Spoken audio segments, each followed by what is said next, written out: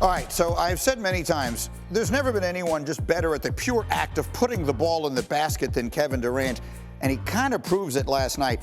He's the third fastest player to reach 30,000 points in his career, and as you see above him is royalty. Michael Jordan and Wilt Chamberlain, who I think are universally considered the two greatest scorers that ever lived. Durant is the third fastest to get to that plateau. However, there are lots of questions about Durant's future. He was asked one last night. If you had your choice in the matter and it's not into your control, would you rather just play the rest of your career in Phoenix? Man, I'm gonna focus on Houston tomorrow, man. We ain't gonna go there right now. He's not going to go there. McNutt is here. Windy is there, as always, when we need him. Windy, the reason it comes up, of course, is because there was all this talk about him possibly being traded last week. Did all of that suggest to you that you think he will be traded this summer? Yes, I do think that's where we're headed. Of course, lots of things could happen between now and then, so it's not assured. But the Suns are woefully underperforming. They're woefully expensive. And they're really locked into how they can change this roster. They're a second apron team, and the player they really want to trade, Bradley Beal, has a no-trade clause. So, again, you do not need high-level analysis to figure out that you're probably going to have to move Durant. And not only that, he's got 1 year left on his contract. So if you're going to do something, you got to do it now.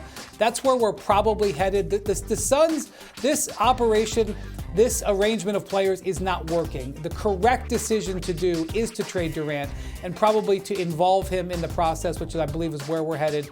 And teams in the league think so too. So this is going to be a big storyline when we get to June and July.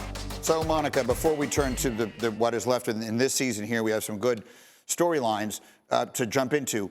Give me a place that you could say, like, we're talking about Golden State, and I'm always trying to put the old guys together. You are. Right? I am. I want, like, Durant and LeBron and Steph to play together, not in the Olympics. Clearly, it's not meant to be. Because it was going to happen. It could have just happened, and everyone involved didn't do it. So give me a reasonable place that you could see him going that you think it might be super impactful. So Houston is the first spot that comes to mind for me, Greeny. And when you look at what this group has been able to do, you got Alperen Sengun, who is an all-star this year. Congrats to him. You got Fred VanVleet. They've got young pieces that I think are intriguing to another team around the league. But they've got a system in terms of how they defend. Kevin Durant would easily be the best scorer. I don't know that he has to wear the hat of best player, which I think is kind of where he is at this point in his career. But they have a tendency to kind of have these anemic stretches offensively. Another team that I think about, Minnesota, I don't know what they would be willing to move. I actually kind of think about Indiana and Orlando in the Eastern Conference as well. Again, places where he's going to be your best scorer, but he doesn't necessarily have to wear the label of best player as well. So I think he's a guy that clearly still moves the needle, is effective, averaging that 26-point mark. Still a terrific scorer. And so, yeah, I think it's going to be intriguing. Like, I'm just looking at the standings here. Houston is an interesting one. 13 games over 500. Obviously, everyone in the world looking up at OKC. Okay, Windy, let's do a Windy watch. There's so much out there as we work our way now towards All-Star Weekend. Well, the Spurs take on the Celtics on ESPN tonight. What do we have on Boston? Well, look, you're always excited about seeing Victor Wembanyama, but let's have a moment and appreciate the way Jason Tatum is playing. He is on a remarkable hot streak right now, had 40 points in the Garden over the weekend, put up 33 in Miami. He is leading the Celtics in points, rebounds, assists, and steals, and he's absolutely having another first-team All-NBA season, and that should be recognized as the Celtics are playing some really good basketball against top teams right now. As for a team that is not feeling so good about itself, that would be the Dallas Mavericks. They made an injury update last night on their substitute starter, Daniel Gafford.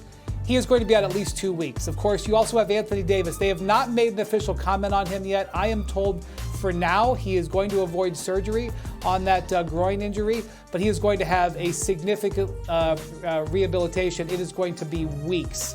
So they are really, really down. They're down 4 centers right now, Greeny. They've only got one guy on their roster who's healthy, over 6'8". I wish them the best of luck because they're going to need it, especially where they're at. in the standings. A team feeling a little differently about itself is the Lakers, who are going for their 8th consecutive win tonight, and it's in Salt Lake City. The Jazz are struggling. They just pounded them the other night. A great opportunity again for Luka and LeBron to build some chemistry and then go into some time off for the All-Star break. JJ Redick is trying something interesting here, Greeny. It looks like what he's going to do, he's going to play lineups that are basically all wing players. LeBron, Luka, and 3 guys who can play in the wing position. They're going to do that not because they're innovative, but because they just don't have great depth at center. And so I am interested to see how this works. I think there are some teams where this could be very effective against. It will be a problem matchup-wise against other teams. But JJ Redick is a forward thinker. He's going to try to maximize the way this team can play, and they've been playing great with these alignments so far. So, I mean, looking just back on the trade, just briefly, from a Maverick standpoint, holy smoke. Yeah. The degree to which this thing, and in the long run, we'll see, but the degree to which this thing could not have started worse for them is almost difficult to put into words. Meanwhile, I'd like you to put into words, Monica, the answer to that question on our screen. What is the Lakers' ceiling this year, right now, with LeBron and Luka? Greeny, I'm going to couch this answer because I have the appropriate respect to those 2 guys. But if you look at the top 4 teams in the Western Conference, I don't see them beating any of them in a series.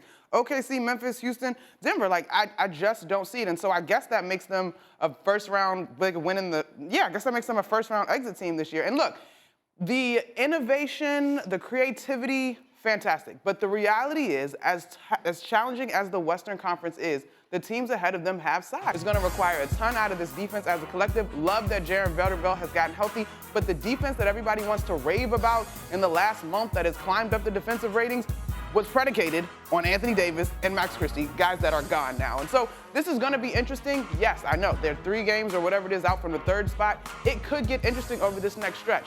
February 22nd, 3rd game after the All-Star break, they play the Nuggets. Let's see what it looks like then. So, Wendy, I'm looking at it here. The Lakers right now are in 4th. They're essentially tied with Houston, that 4-5 spot. And the Lakers are actually even in the loss with the Nuggets, who are in 3rd. Denver has played 3 more games and won them all.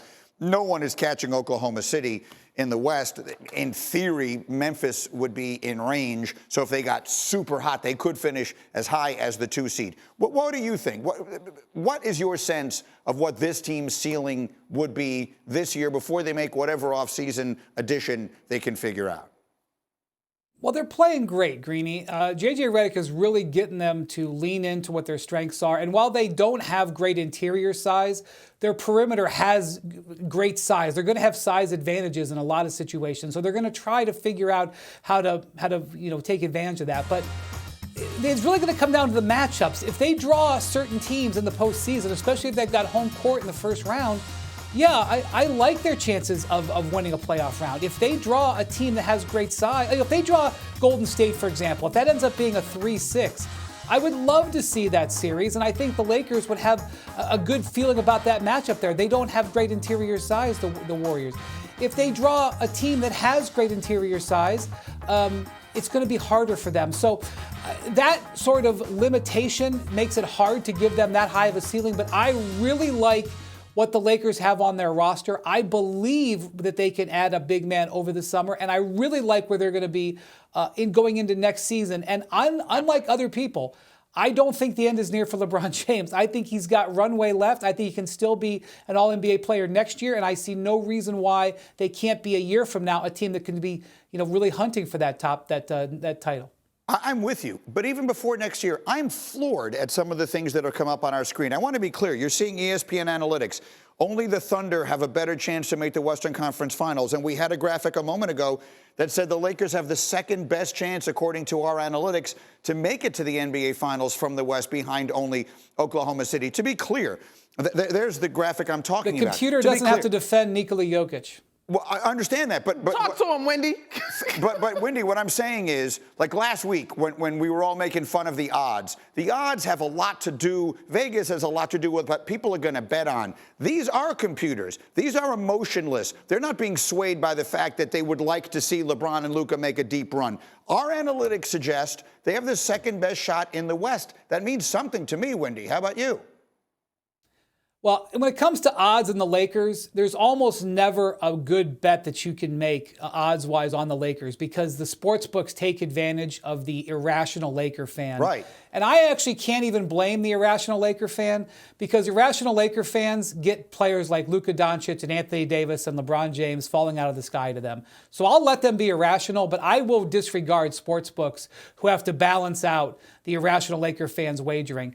This ESPN analytics, it is an interesting number. I just have to point out that the matchup advantages with certain teams are going to have, I think it's going to be hard for the Lakers to overcome it. But I'm not going to sit here and tell you I know for sure. I don't know exactly for sure how these Lakers are going to play. And the way J.J. Redick wants to play is interesting. I'd like to see it actually play out in practice before I back it. But I'd like to see, how he's going to lean into this. And quickly, part of that percentage takes into account who they might not have to play. So, yeah, maybe they couldn't beat Jokic, but maybe they don't wind up having to face Jokic. That's the point. And I also think that percentage probably is predicated on what they've been to this point. This is literally about to be the second game of this new team, right? Let's get some stats on this new team first. Okay, Windy, awesome. Thank you. Monica, thank you. We got a doubleheader tonight.